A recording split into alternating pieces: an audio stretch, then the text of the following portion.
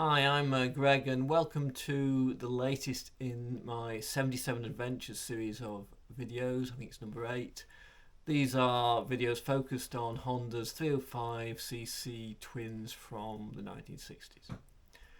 Well, hopefully the weather's improving now and you're coming out of winter hibernation and perhaps back riding your bikes, or at least in the workshop. Certainly I am. So I thought what I'd like to do today was have a look at the speedos on the 77s. Now, it's all very well thinking you're cruising along at 60, but or whatever, but is that really the case? So I wanted to check that the speedos were reasonably accurate. It's something pretty easy to do these days. You've got GPS speedos available from a number of sources. So what I thought I'd do would be to compare the speedo with the GPS reading I get off the Waze app. That's an app I normally use in the car, navigation app with GPS on it. So I'll do that comparison and see how that turns out. I've also got a cycle computer that has GPS on as well, so might just use that to check as well. So we'll see how we get on with that. Of my 3 bikes, in fact, there are 3 different speedos combinations. The 1965 black Honda CB77 has the early type speedo. This is where the speedo and rev counter have contra-rotating needles, if you like, the clap hands model. So there's that model, the early one. Then the later CB77, the red one in my case, has a combined rev counter and speedo where the needles move in the same direction. And then the third different option is the CL77, which doesn't have a rev counter and just has a separate speedo. So we'll look at all 3 of those and see how they compare. What I thought it would be nice to do as well is let you see all 3 bikes together. In fact, I haven't got any photos myself of the 3 bikes together, so I thought it'd be nice to get them all out so you can have a look at them, and then I'll show you the speeds I'm talking about and give you the results I got from my testing. So hopefully that'll be of interest, and I'll talk to you again towards the end of the video. Okay, bye for now.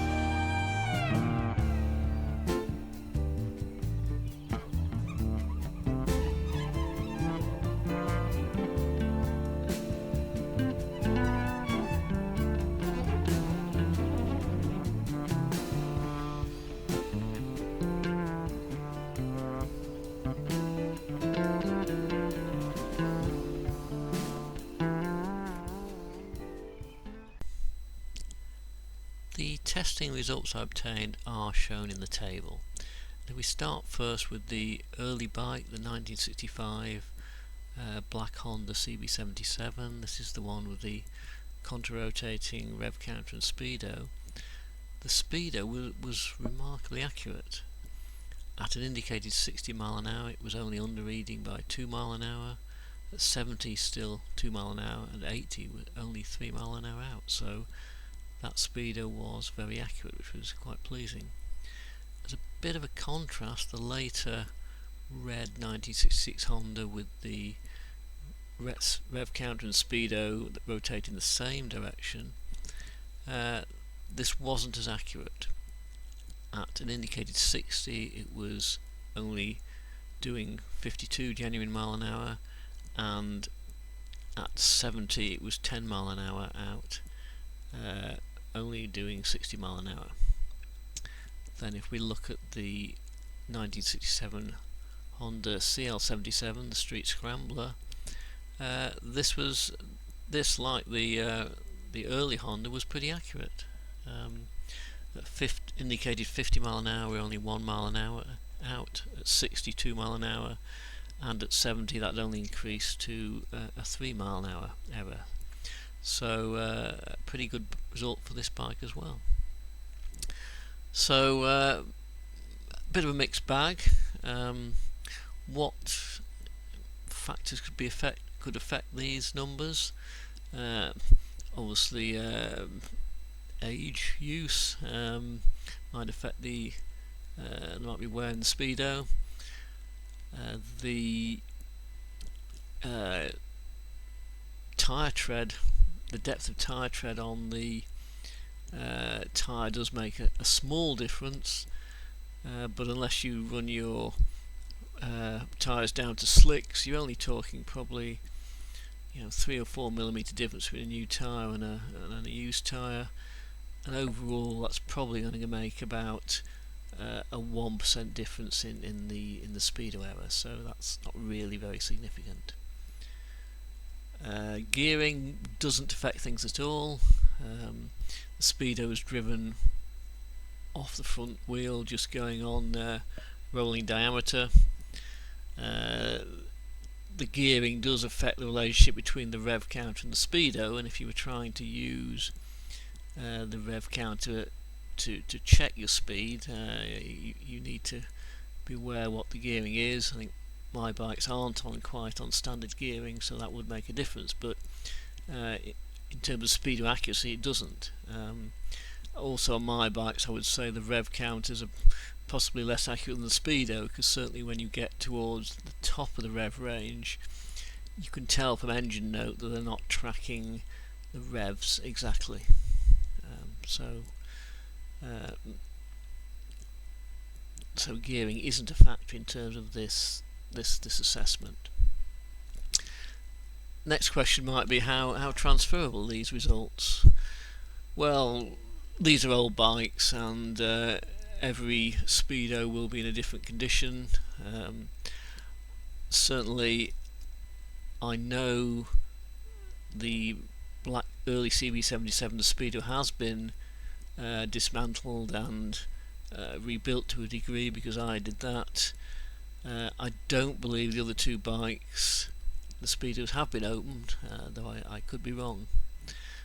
What I can say is I do have a friend with a similar late model Honda, and he does see similar errors in the speedo to the errors I saw. So it doesn't prove anything, but it may be the case that the later model speedo isn't that accurate.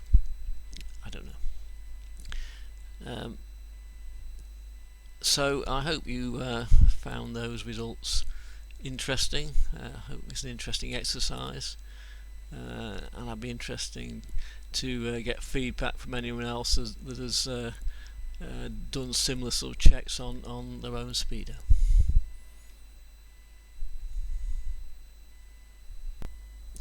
On a totally different note, in the last video, if you remember, I made some small plates to stop the footrests folding up on the late model Honda CB77, the red bike.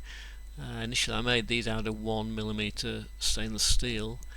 In practice I did find these to be too flexible, so I've now changed these for plates made out of 2mm mild steel and with a slight bend on them, so they're a better fit.